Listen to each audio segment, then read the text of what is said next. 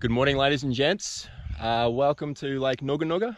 In today's one, I just want to do a rig rundown update. It's been a while since my last one, and since then I have a new canopy.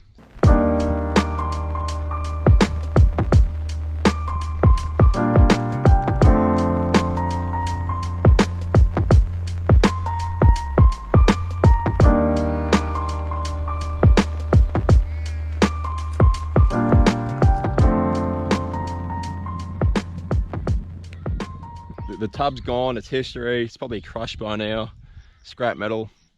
And yeah, I was sick of the dust getting in, sick of the water getting in of the tub and the soft tonneau cover. There was no 100% option to fully seal it that I could find, even with a fiberglass sort of canopy. So I was thinking long term as always, and did a lot of research, went to a lot of places with different quotes all around Brisbane. There was a place in Sydney, and I decided to go with Trig Point. So I spoke to Shannon from Trig Point back in February, and then I locked it in about a month later after plenty of phone calls and questions. So big thanks to Shannon, you're a legend, mate. Thanks for helping me decide, and I couldn't be happier. Ordered through ARB Springwood, and they fit the Trig Point canopies, and also Cooperoo, I think, in South Brizzy. Took about a week to get it shipped up, and then another week to get it fitted. But yeah, ARB at Springwood, cheers boys, it is brilliant. As you can see, I've gone the two-tone colour match. So sort of the black to match the bar work and stuff, and I sent down the fuel flap from the tub just to make sure it was the right 040 glacier white. I've got those two extra cross rails put in for, once again, I'm thinking long term for a rooftop tent at some stage. I've got a extra wheel carrier put on. The bracket that holds the wheel is actually off because the pins stick out quite a bit, and I've smashed my shoulder on that quite a few times, so that's in the garage for the future when I get more wheels.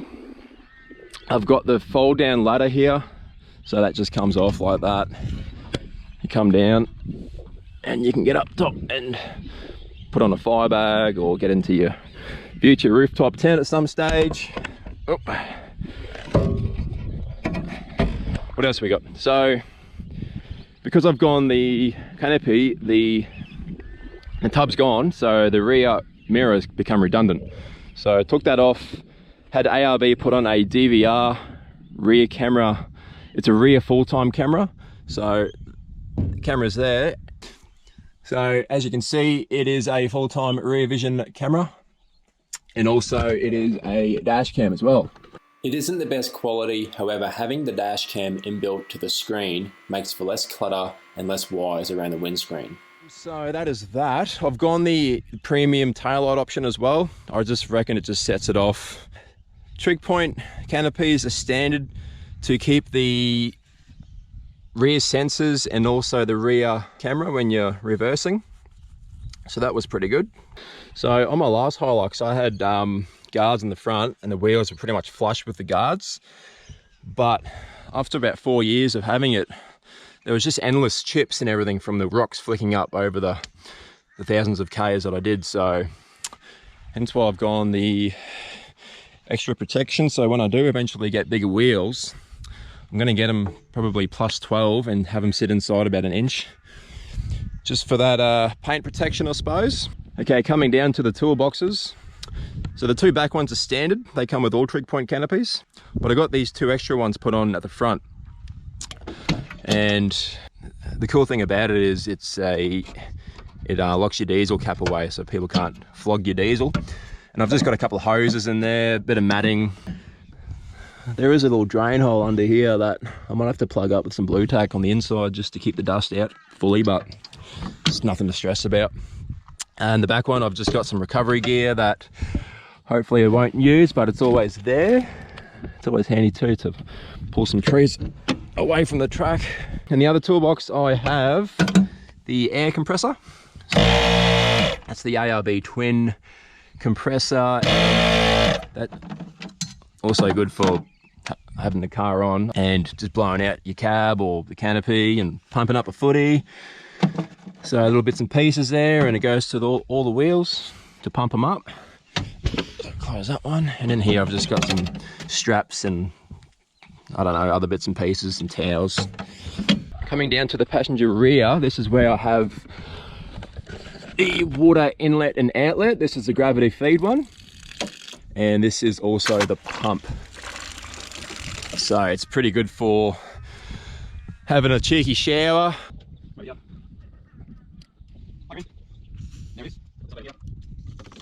There's your shower. That's pretty handy. It's been great for summer.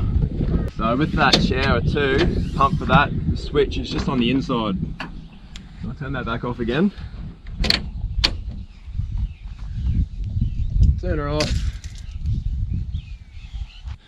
So the water inlet and gravity feed runs into this big poly, I'll come around the side here, it's easier to see.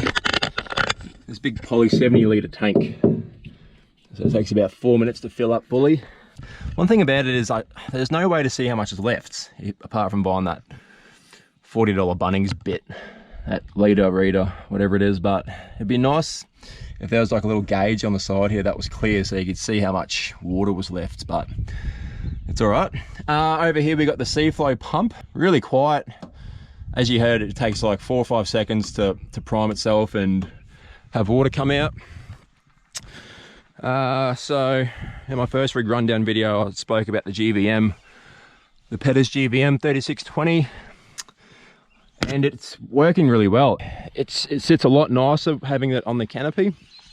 There's a bit more weight in here than the tub, and I think once I get wheels in the future, some all-terrains, it's just going to set it off nicely. I think that's it for the outside. Let's have a look on the inside. Oh, actually, before I forget, one awesome thing about the Trig Point is, as standard, they wire up the canopy 2 big doors with the vehicle's key fob. So that's locked, locked, locked, unlock, one hand, voila. Starting from the driver's side, I wanted this clear, the whole one half clear, so I can pull everything out, do a mini dump run, just throw the swag in there, the sleeping bag, just quick stuff. Big things, you know, I could probably fit a friggin' fridge in here if I wanted to, probably wouldn't. And yeah, I've just got this extra strap here just so I can sort of lock them down when I drive and they don't bounce around, I suppose. A little table on the back there, which works nicely. If I pull this box back a bit, there's a tiny little gap here between the table and the back of the boxes, which works quite nicely for my aftermarket mattress and my swag. So I've gone away with that spongy mattress that comes with this ARB swag, and I've gone the X-Bed Mega Mat 15 LXW. So if I'm finished camping, I'll just release the 2 valves, take the whole thing, and it fits quite nicely in that gap on the back here. So it just fits in there perfectly. So that pretty much stays inflated 24/7. But anyway, on the inside of the driver's side, we've got these vents here. So that keeps the water and the dust out. I had this matting left over from the tub, and I've just cut, it was pretty much the same size, you know, from here to there, and I've just cut the flaps off where the wheel arch goes, just as a bit of extra protection. And it's It protects the silver bit, which I've put a bit of Raptor clear tape over because it is easy to scratch, and also, you know, wear and tear on the carpet. So that was just rubber laying around. As I said before, I've just got some ratchet straps as tie down points. So one at the front, one at the back. I've got the lights here. So you got the blue standard, which is really dim blue. I've got the bug yellow one, and also the white light, which I'll show you some clips in a second. Good thing about Trig Point as well, it's a chassis mount, there's no tray, so it stays on 24/7, which is great for insurance. It's fully covered all the time. It's less weight too. It's one of the lowest weight canopies that I looked at. And it's a combination of aluminium and steel. So as you can see, there's some good bracing on the top. Okay, coming around to the passenger side. Starting from the front, you get this little electrical box, this fuse box, and the fridge inlet as standard. I don't really use it just yet, but I will use it once I get my 85 litre Bushman's upright fridge. Some stage. I've still got my combi. I've changed it from the driver's side to the passenger side. Yeah, I'll probably keep this set up for as long as possible. I really love it. It keeps the fridge in the back. Or I might keep this as a freezer, because I'm pretty sure you can have it, you can pull out that divider and have it as a full-time freezer. So yeah, I've gone the fridge surround for when I do upgrade to a upright fridge, but in the meantime it works pretty great just having 20 litres of fresh water on the side. Doesn't really bounce around too much. Bit of banning down the bottom, and also an esky for fruit and veg. Yeah, just got the bin there. More matting laying around, so I'll just cut it to size just to protect the carpet on the top of the slide out drawer and table. So if I do that one first and that one with one hand, it'll come out. So that is that. Kmart little dividers, $4 each. Just had to cut them around the handle of the locking mechanism. And 6 of those, obviously colour match the canopy. 6 of those, food, all my utensils and a bit of brekkie stuff, sauces, mozzie stuff over here, which is super handy, and all my electrics down here. There we go, there's your Trig Point stubby cooler. Good thing about the matting too is I can chuck bags up here and not even tie them down. And I've been over some pretty rough stuff and it stays put every single time. Obviously not all that, but just having bags there would be good. I took off my decals from the tub, the SR5 and the Hilux, and I've just chucked them on there. Bit of a gimmick, I suppose. What else have we got? Just want to say about the wheels too. These standard Dunlops that came with the car have been pretty bloody brilliant. They've copped some rocks and corrugations. And I'm still running that one spare under it, but I think I'm just going to run these out for another, I think what standard tyres, they run out at about 80,000 Ks, and I'm already up to 30,000. So I'm just going to run these out before I change my mind about tyres and wheels. So that's probably 2 years away. I'm happy to run the stockos for now. It saves fuel, there's a lot less weight. As long as I rotate them, they'll go for another 50,000, I reckon. I'm running mostly about 41 PSI front and rear.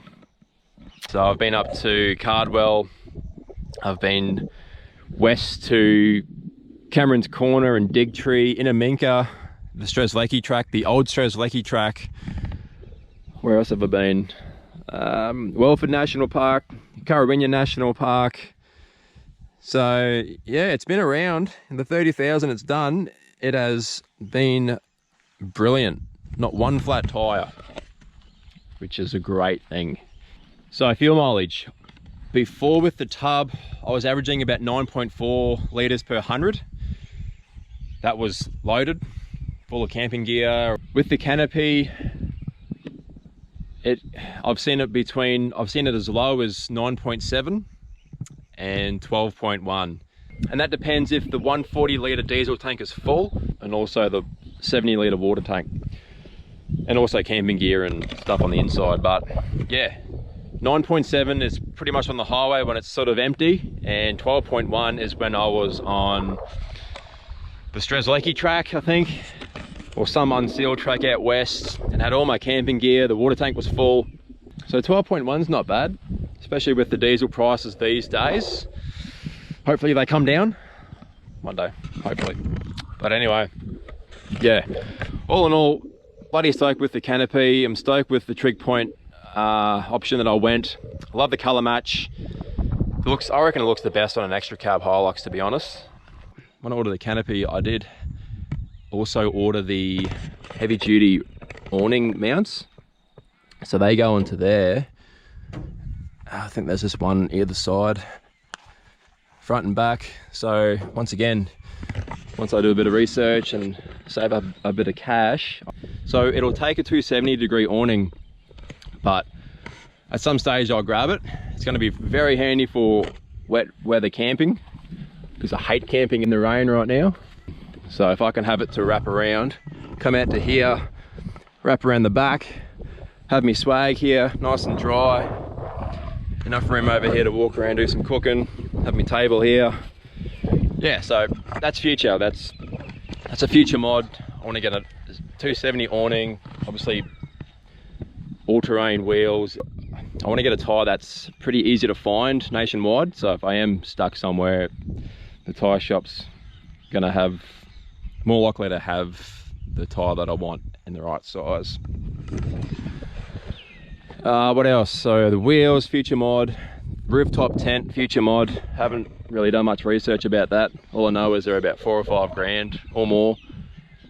The longer I wait, the more innovation gets better, and they might get lighter, they might get cheaper, probably not. It's just like everything else. Same as the awning. I don't really need it for right now, but if I'm traveling for more than 4, 5, 6 days at a time, the chances of camping in the rain are a lot higher. So yeah, if I am camping for more than 3 days at one spot, I will get a solar panel, and hopefully I can just whack it in the back with the table there on the side. I've done a bit of research with the solar blankets versus the panels, and I think the panels, they're a bit more bulkier, but they're a lot more cheaper and also a lot more efficient. You get more charge out of the panels over the solar blankets. Lithium and the whole inverter setup, really don't need right now. That's probably five years away. At the moment, I'm just running the coffee machine right here. I've got my speaker that I can charge off the dual battery quite nicely. My battery bank, charging phones at night. So yeah, if I'm, once again, like I do a lot of driving between campsites, so it's not really needed. I don't really need that extra power. Definitely would be nice to have some power tools, just like the Makita blower. I can easily just chuck on charge. So yeah, the inverter and the lithium setup, it all can go in there at some stage, but maybe when I get the fridge and have 2 fridges running, maybe I can look into it then. But at the moment, it's just, I don't need it. It's as simple as that. It's an extra, what, 5, 6 grand for a whole lithium setup. And once again, 5, 10 years time, lithium innovation will be even better. I think we covered most things, guys. If you've got any questions, please leave them down in the comments below and I'll reply to them. Please leave a like if you can. That would be awesome. Hopefully it helps you with your build if you're building one similar. I watched a lot of heaps of YouTube videos and heaps of research when I was planning this build, and this is basically what I want to do, and just sort of give back to the YouTube community, because hopefully it helps someone else like it helped me. Yeah, thanks for watching. Have a good one. Happy travels. I'll see you around. Catch up.